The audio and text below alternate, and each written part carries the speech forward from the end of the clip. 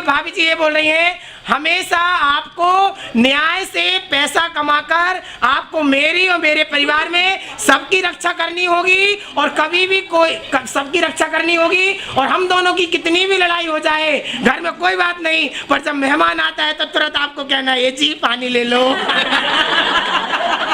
आपको मंजूर है कि नहीं बताइए। चलिए, द्वंद्वी भावना सर्व शांति गुरु गुरु स्वाहा। और माँ और भाभी जी कह रही हैं, इस जमीन पे इस घर में कभी भी मधु मांस मदिरा का प्रयोग नहीं होगा। भगवान का यहाँ समुद्रण लगा है, कोई ये शोरूम खुलना हंसी खेल नहीं, एक शोरूम खुलना एक बहाना है, लेकिन हमारा और आपका पुण्य था, जो पुण्य ने समुद्रण लगाया और हम सबको यहाँ खींच करके ले आया। ये शोरूम तो ऐसे कई खुलते रहेंगे, लेकिन ये पुण्य है, खींच के हमें लाया भगवान की भक्ति की। बहुत पुण्यशाली है हम, और वो भी पुण्यशाली है जो पूजा के बीच बाहर चाय पी रहे थे, कोई बात नहीं। चलिए, तो तीसरी भावना है कि आपको कभी भी मधु मांस मदिरा का प्रयोग इस जमीन पे नहीं करना है। मंजूर है? बोलिए बोले। तृतीय भावना है सर्व शांति कुरु कुरु स्वाहा। अब भाभी जी आपने दादी जी खूब हंस लिया, अब आपकी बारी है। चलिए। हाँ, मधु तो भाभी का नाम है, तो साथ ही रहेंगी। साथ ही रहेंगी क्या? मधु भाभी का नाम है इनका। हाँ ना, अच्छा नहीं नहीं क्या करवा रहे हो? नहीं नहीं, वो भैया दोनों का मीनिंग अलग अलग ले लेना। चलिए, आप बोलेंगे सबसे पहला, दादी माँ से पापा जी कह रहे हैं और भैया लोग भी कह रहे हैं, कोई बात नहीं, हम आज्ञा का पालन कर लेंगे, लेकिन जो हम कहें वह आपको भी मानना पड़ेगा। बताइए, मंजूर है? चलिए, प्रथम भावना है सर्व शांति कुरु कुरु स्वाहा, इसमें डाल दीजिए।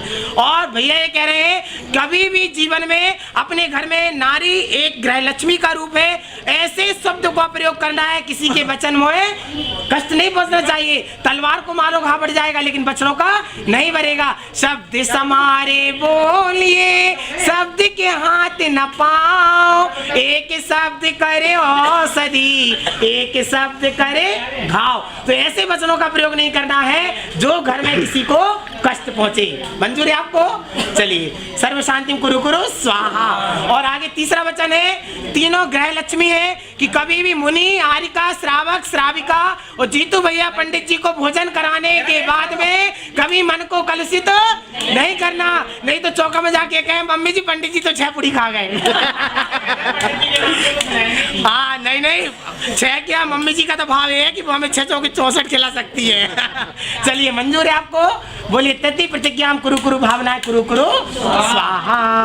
चलिए, अब एक क्रिया और बची है, ये ले लो, पीछे मम्मी को दो, भाभी जी को भी दो, भैया को भी दो, सब ले लो, थोड़े थोड़े 2 दाने।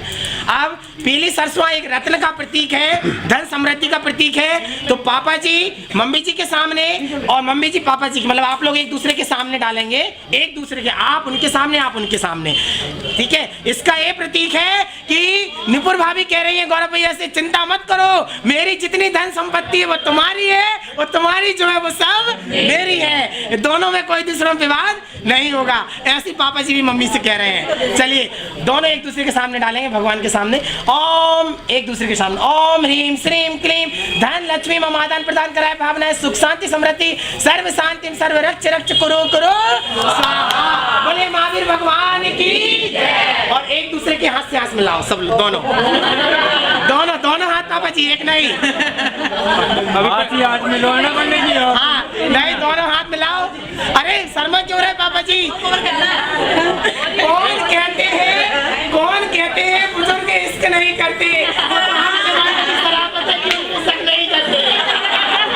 चलिए, हाथ मिलाना, इसका मतलब है भगवान आज से हम अकेले नहीं, हम दोनों एक है, साथ और साथ में मिलके हम इस जगह में चलेंगे और आगे जीवन को बढ़ाएंगे। ओम ह्रीम श्रीम क्लीम, एक भी भावना है, सर्व शांति कुरु कुरु स्वाहा। बोले महावीर भगवान की जय।